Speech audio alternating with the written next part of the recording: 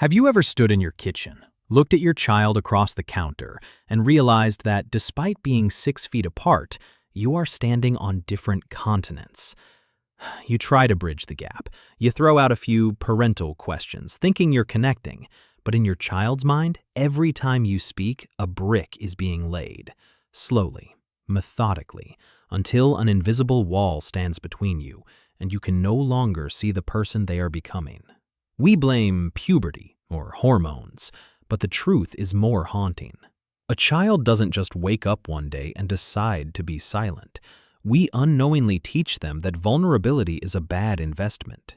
This is a psychological autopsy of the phrases we use every day. The words we think are parenting, but are actually the tools we use to dismantle the bridge. Imagine you're in a boardroom, presenting a valid point to your boss, and the only response you get is, "Because I'm the boss." Do you feel respect, or do you feel a quiet, simmering resentment? When we shut down a why with "because I said so," we aren't just enforcing a rule. We are declaring that logic is irrelevant and only power matters. Adolescent brain development is focused on social reasoning. When met with absolute rank, the brain doesn't learn the value of the rule. It learns how to perform strategic compliance. They stop asking why to your face, but they start calculating how to bypass you behind your back. You haven't taught them discipline.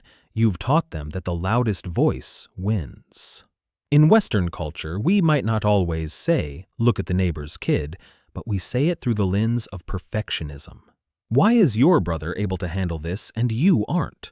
Or, when I was your age, I was already working 2 jobs. This is conditional warmth. It sends a message that your love is a trophy to be won, not a sanctuary to return to.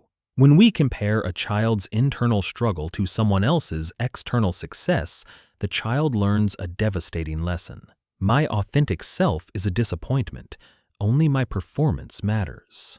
They don't strive to make you proud anymore. They strive to become invisible, so they can't be judged. We look at our kids' lives, the high-speed internet, the comforts, the opportunities, and we compare it to our own struggles. I worked for everything I gave you. You have no reason to be this stressed. But pain is not a zero-sum game. Just because you walked miles to school doesn't mean their experience of digital isolation or academic burnout is less real. When we dismiss their struggle because they have comfort, we teach them that their emotions are luxuries they aren't allowed to have. Result? They stop bringing their small problems to you, and if they can't trust you with the small things, they will never trust you when their world actually starts to break. This is the ultimate parental eject button.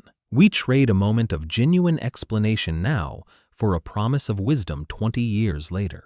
To a child, the future is an abstract concept, but current pain is a suffocating reality. Saying "you'll understand later" is like telling a drowning person, "Don't worry, once you're on the shore, you'll see why the water was cold." They don't need a prophecy. They need a presence. They need you to sit in the cold water with them now, not promise them a towel in the year 2040. The wall of silence wasn't built in a day, and it won't be torn down by one heart-to-heart talk. It has to be dismantled, brick by brick, through humility. Instead of "because I said so," try "here is the logic behind my worry." Instead of comparing, try "I see you're struggling. I might not fully get it, but I'm here." Stop trying to be their boss and start being an explorer in their world. At the end of the day, every child is asking the same quiet question. Do you actually see me, or do you only see the version of me you want to project onto the world? These old phrases might have protected us in the past, but they are preventing us from touching the souls of our children today. Don't let the day come where the only thing they feel when they walk out your front door is the relief of finally being unseen. Lower the wall, one brick at a time. Start tonight by listening without the urge to fix.